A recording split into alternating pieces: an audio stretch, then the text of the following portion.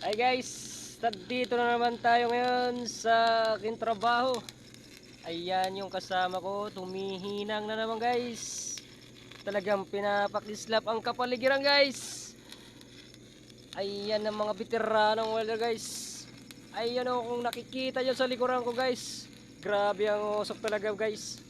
Ayan o, kadambuhalang kising na yan guys o. Ayan ang mga master talaga yan o, na humihinang o. Ayun o, ginamitan na ng kapangyarihang kuba guys.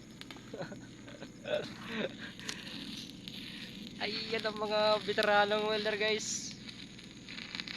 Ayun o, medyo madilim ang kapaligiran guys.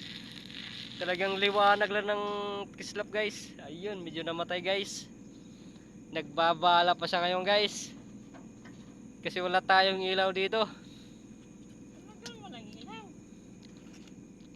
Wala tayong available na ilaw guys. Kunti na lang, liliwanag na to.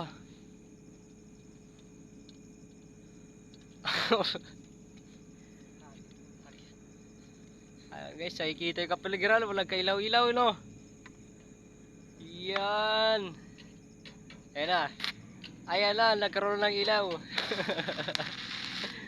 Hindi kasi kayo nagbabayad ng ilaw. Ayan o. Chill lang tayo guys. Mamaya, bibira na naman tayo guys. Ayan, dambuhala guys. Ano?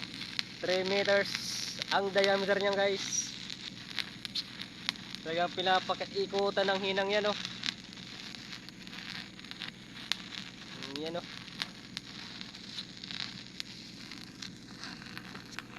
Sobrang liwanag guys. Sa kislap ng welding rod guys no. Silag tayo. Mamaya bibira tayo. Ayun o. Ayun o. Ayun o.